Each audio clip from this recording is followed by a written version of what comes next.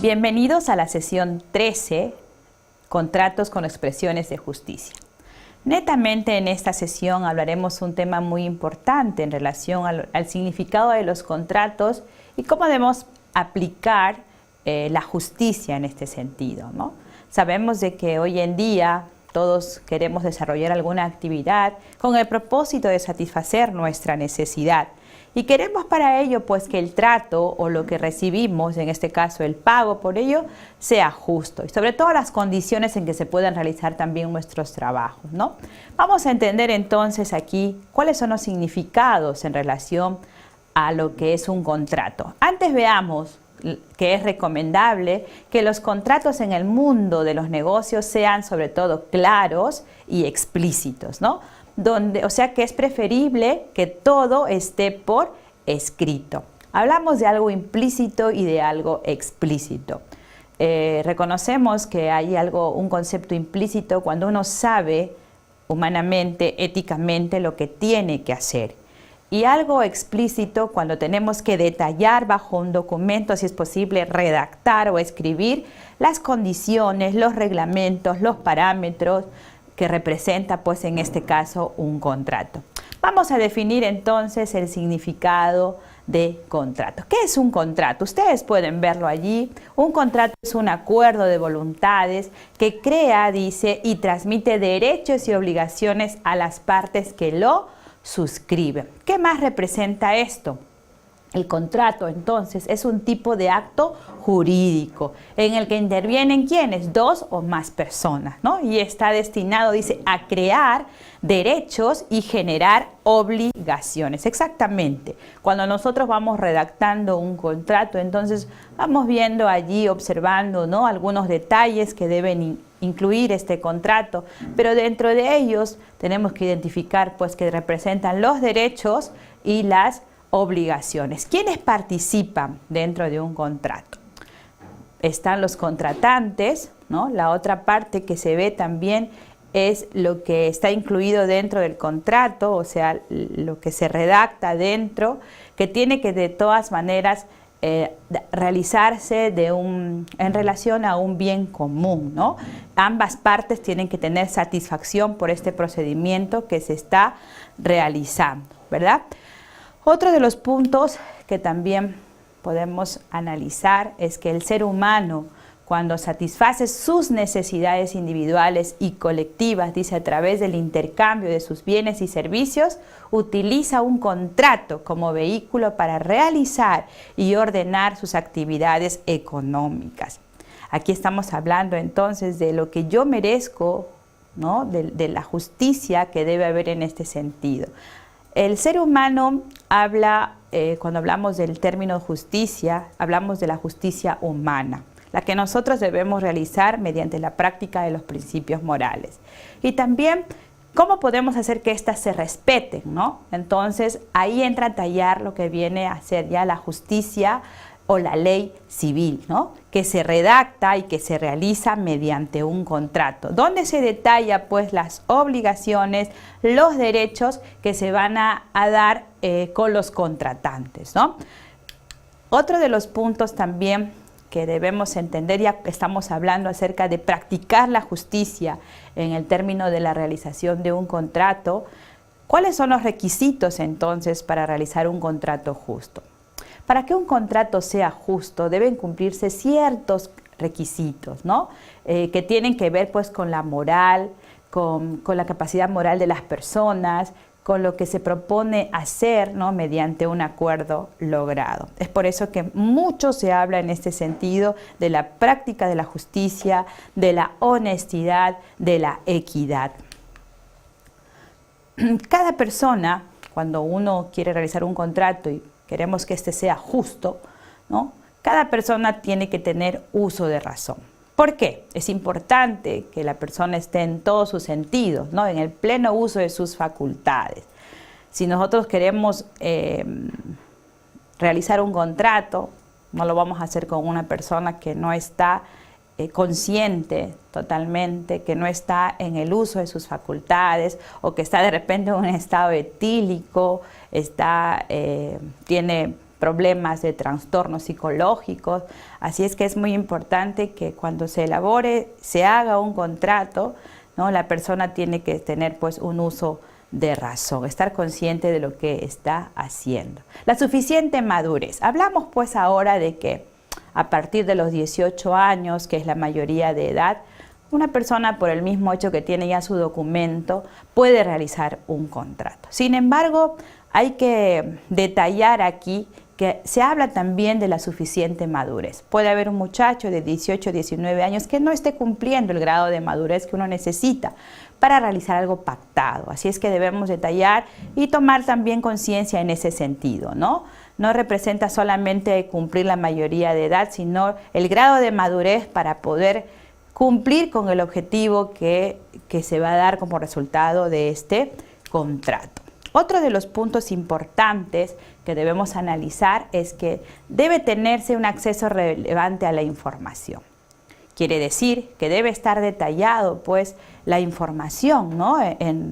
Que es un beneficio mutuo del contratante como del contratado, claramente redactado, ¿no? Para que luego pues no se diga, esto no decía en el contrato, o esto decía, pero no lo leí, ¿no? Entonces, determine el valor de lo que van a recibir también a cambio de lo que ofrecen o pagan. Aquí se van a ver las cláusulas detalladas en cuanto a la prestación del servicio, ¿no? Lo que yo voy a ganar como lo que yo voy a recibir o voy a aportar en este caso, ¿no? El trabajador con su trabajo y por ende, pues, la remuneración que él va a obtener en dicho contrato, porque es el vínculo entre el contratante y el contratado. Otro de los puntos también que nosotros como administradores debemos de dar importancia es acerca del conocimiento de sus obligaciones y derechos, ¿no?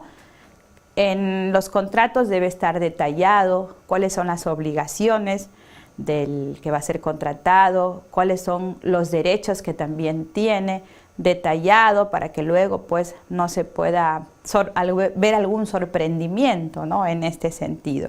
Es necesario que la persona entonces conscientemente reconozca cuáles van a ser sus obligaciones y cuáles son los derechos que tiene en la elaboración de este contrato, ¿no? En este vínculo que ahora se va a desarrollar.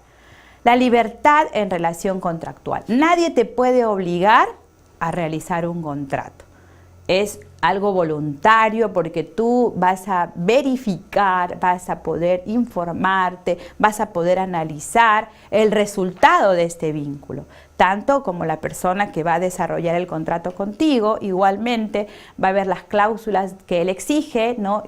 Y por otro lado, las exigencias que tú vas a tener, ¿no? Así es que esto se da en pleno uso de tu libertad de elección. Tú puedes ver con quién quieres elaborar el contrato, con quién quieres hacer una contratación, ¿no? Es uno quien elige entonces este procedimiento con quienes los quiere realizar. De hecho, que con todos los detalles que uno necesita en relación pues al desarrollo que quieres tener en un contrato, en una necesidad dentro de tu organización, en un acuerdo, ¿no? Otro de los puntos es lo propuesto es posible realizar. Efectivamente, tú no le va, en la elaboración de un contrato tú no puedes poner algo que es irreal, algo que es ficticio, ¿no? Y ustedes lo podrán ver en su ejemplo, en su módulo, donde dice contratarle, por ejemplo, a un personal para que venda un pasaje a la luna, ¿no? Y con fecha de a cada 2 días. Algo imposible. Entonces también debemos hacer un detalle claro y transparente de lo que significa, pues, un contrato, ¿no? Que sea algo factible de cumplir, algo que sea realizable. Otro de los puntos es que el contrato sea para algo moralmente aceptable. Tratamos ya estos puntos de lo que significa la moral, la ética. No podemos contratar a alguien para matar a otra persona, ¿no? Aunque hoy en día pues mucho se ve de eso, ¿no? Pagan a personas, pero ¿puedes tú moralmente hacer un contrato y firmarlo para ese sentido inmoral? Así es que ahora podemos nosotros definir claramente el significado de cuando elaboramos, cuando vamos a detallar, cuando vamos a realizar un contrato. Nunca pues un contrato puede ser hecho para realizar algo inmoral, sino algo moralmente aceptable. ¿Y cuáles son las obligaciones morales, dice, para un contrato justo, ¿no? ¿Cuáles son las obligaciones que nosotros debemos de asumir para que nuestro contrato sea justo? Se debe cumplir con lo que se ha pactado en los plazos establecidos. Esto representa pues la responsabilidad y el respeto, ¿no? El respeto por cumplir las normas establecidas en los contratos de acuerdo a los plazos establecidos. Otro de los puntos es que si no es posible cumplir con el contrato, ambas partes puedan renegociar. Hoy en día hay muchas situaciones en que la empresa, por ejemplo, puede estar pasando, ¿no?, una situación difícil, una situación de crisis, y muchas veces pues hemos contratado a un equipo de trabajo o hemos hecho alguna contratación con algún proveedor, con nuestros propios clientes, ¿no? Si nosotros hemos practicado los valores de que nuestra organización representa y hasta el momento hemos sido óptimos y capaces de desarrollar los vínculos moralmente, entonces vamos a tener el beneficio de que estas personas puedan apoyarnos en este sentido y que podamos renegociar los contratos de por sí nuevamente establecidos y detallados de acuerdo a las circunstancias que se han presentado. Es importante que nosotros cada contratación la podamos hacer por escrito, ya que luego esto puede ocasionarnos problemas. Y esto pasa actualmente, ¿no? Ustedes también podrán ver en su módulo que les presenta un caso muy interesante y muy común, donde a veces por la amistad uno puede entregar dinero a un amigo, que puede ser de repente un cliente, o recibirlo, ¿no?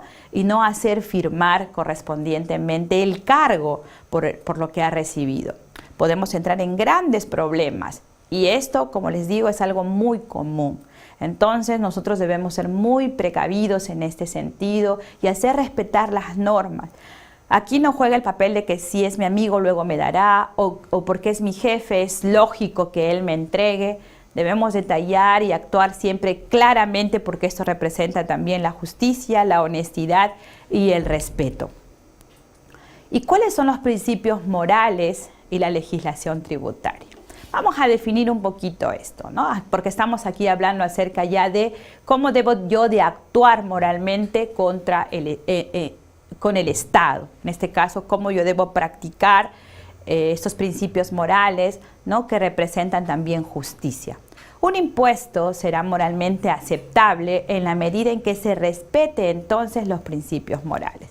¿Y qué entendemos por principios morales? Ya lo hemos detallado también en los temas anteriores. Principios morales es un conjunto de valores, ¿no?, que orientan y norman, dice, la conducta de una sociedad completa. Aquí hablamos acerca de los principios éticos, que ustedes ya claramente los tienen establecidos. Entonces, ¿cómo se une un principio moral en relación a lo que es la legislación tributaria, ¿no? ¿Qué es la legislación tributaria? Aquí lo dice, es el conjunto de leyes que norman las obligaciones de las personas en relación a sus impuestos, tasas u obligaciones. Hoy en día, a veces es un poco difícil poder cumplir con el Estado, pagando nuestros impuestos, ¿no? Entonces, vamos a entender, futuros profesionales, que nosotros no podemos practicar la evasión ni estar enredados en este problema de no poder ser claros, transparentes en relación a las aportaciones que nosotros debemos realizar. Hablamos como persona natural y también como persona jurídica.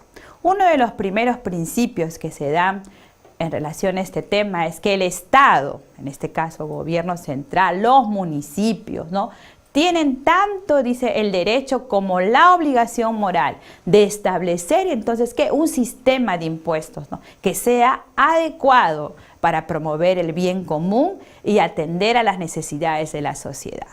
¿Por qué se cobran los impuestos? ¿Por qué nosotros pagamos impuestos? ¿Por qué hay tributos? para que el Estado pueda desarrollar pues programas, sobre todo, ¿no?, de atención a las necesidades de la sociedad, para que se puedan crear más espacios también donde el individuo pueda trabajar y pueda satisfacer sus necesidades. Es un papel muy importante que el Estado tiene, ¿no? Imagínense, si nosotros no diéramos nuestras aportaciones, nuestros tributos, entonces, ¿cómo se podrían crear servicios que también el ser humano necesita, ¿no? El empleado necesita. Así es que es importante que nosotros podamos dar nuestras aportaciones, lo que en muchos casos también se están evadiendo, y gracias a profesionales que saben que no deben de hacerlo, pero que están influenciados o ellos mismos toman la decisión de poder practicar esta evasión de impuestos. En esto consiste la ética en relación a tu principio como profesional, ¿no? ¿Cuáles son los tratamientos que tú debes de tener en relación a que no podemos seguir practicando, haciendo esta práctica que es negativa? Evadimos impuestos, no pagamos los tributos, hacemos cambios de montos, en muchos casos eliminamos empresas, ¿no? Compramos facturas, no damos facturas, ¿no? No emitimos los documentos necesarios. Todo esto pues influye entonces de manera negativa para que el país pueda crecer. Otro de los segundos principios es el Estado tiene el derecho y la obligación moral de cobrar en forma justa, dice, los impuestos establecidos. Efectivamente, el Estado tiene que realizar algún programa de pagos justos, y lo podemos ver también que cuando ya hay mucha acumulación, cuando el pueblo de alguna forma no hace el pago de sus tributos, pues aparecen las famosas amnistías, ¿no?, que se dan también en las municipalidades, en los gobiernos locales. Así es que de alguna forma trata de apoyar o de presentar en el ciudadano la opción de la justicia pagando, ¿no?, sus impuestos. El tercer principio es que el Estado tiene la obligación moral de aplicar, dice, los ingresos fiscales de manera eficiente. ¿Para qué? Para atender a las necesidades sociales. Aquí juega un papel muy importante el bien común. La satisfacción del Estado por promover los ingresos, por promover desarrollo, por promover que el ciudadano, ¿no?, pueda desarrollar sus habilidades y también pueda satisfacer de por sí sus necesidades, ¿no? Hablamos de los hospitales, hablamos de la educación, hablamos de todos los sistemas que nos vinculan en relación a la satisfacción de una necesidad. Cuarto principio es los impuestos deben ser estructurados, de tal forma que los que tengan, dice, mayores ingresos paguen un porcentaje mayor por dicho concepto. Y es así, ¿no? Hay unos porcentajes que se dan, cálculos de porcentaje para algunos impuestos, de acuerdo entonces a algunas tasas, algunas cotizaciones, ¿no? No todos pagamos el mismo monto. Si bien es cierto, hay un nivel de interés, no todos pagamos si no es conforme a los ingresos que vamos nosotros recibiendo. El quinto principio dice que al proponer la creación de cualquier impuesto, el gobierno tiene la obligación moral, ¿no?, de medir en forma realista, dice, el impacto que se va a dar, ¿no?, por este impuesto en el bien común. Siempre va a haber una vinculación entre lo que el Estado propone y lo que el ciudadano puede obtener en relación a un impuesto, a un tributo, a una tasa. El sexto principio nos habla acerca de que un impuesto es justo en la medida que cumpla las siguientes condiciones. Vamos a hablar de un impuesto justo, así como hemos hablado de una obligación justa, ¿no? Entonces, ¿cuándo es justo un impuesto? Pues cuando sea establecido por la autoridad competente. En este caso estamos hablando del Estado, o en el otro caso de las municipalidades, los municipios. También se detalla aquí que es justo cuando contribuye al bien común. ¿Por qué? Porque esa es la obligación del Estado, ¿no? De alguna forma desarrollar el bien común con la satisfacción de las necesidades que el pueblo necesita. Entonces, con ese sentido, ¿quién no quisiera poder dar sus impuestos? Que afecte, dice, a los diferentes sectores sociales, de acuerdo a sus necesidades.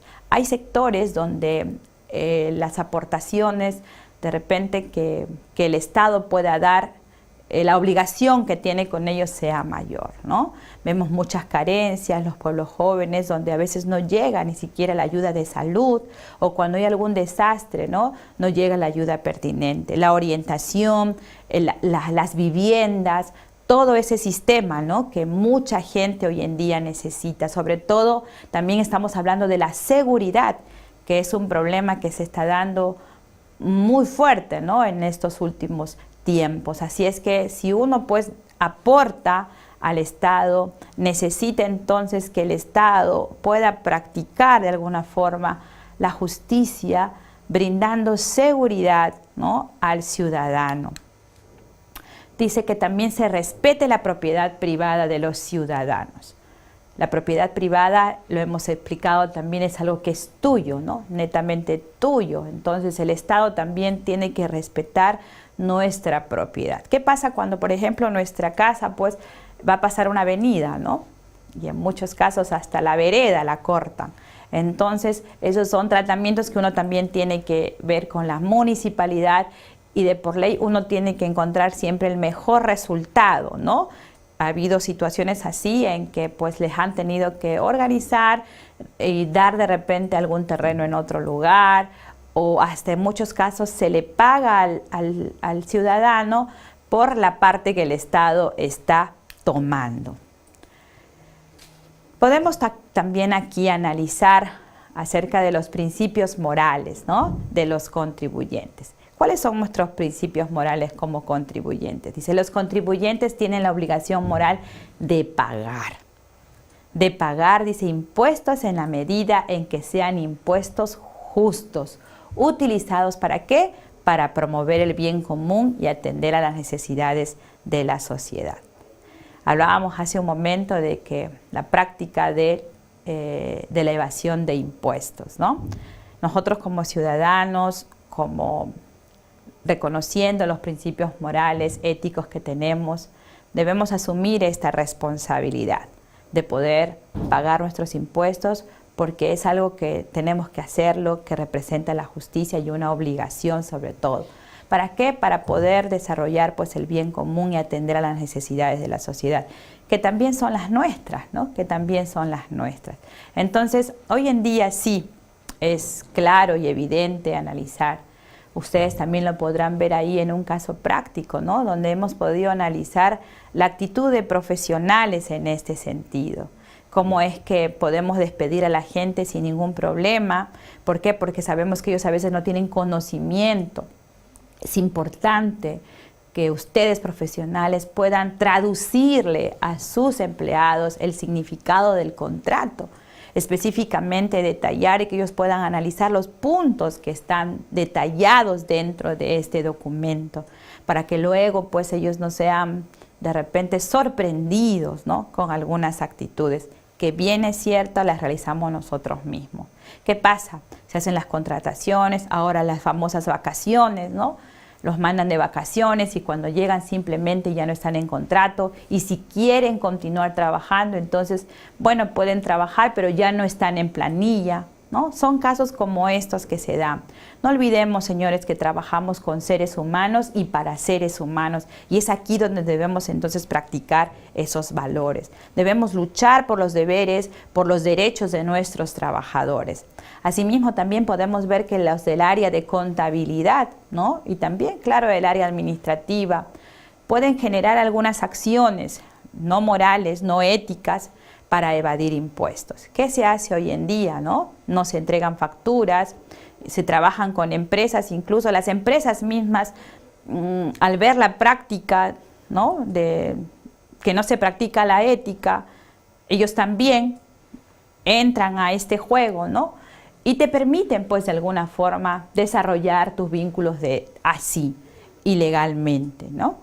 Se crean empresas fantasmas, se compran facturas, se juegan con los impuestos, ¿no? Se ponen montos que no son los correctos, y todos los movimientos que no son legales en este sentido para la evasión del impuesto a la SUNAT, que en este caso es el ente de la recaudación, ¿no? Y por otro lado, vamos a ver cómo el ser humano también no hace la práctica de sus obligaciones morales, ¿no?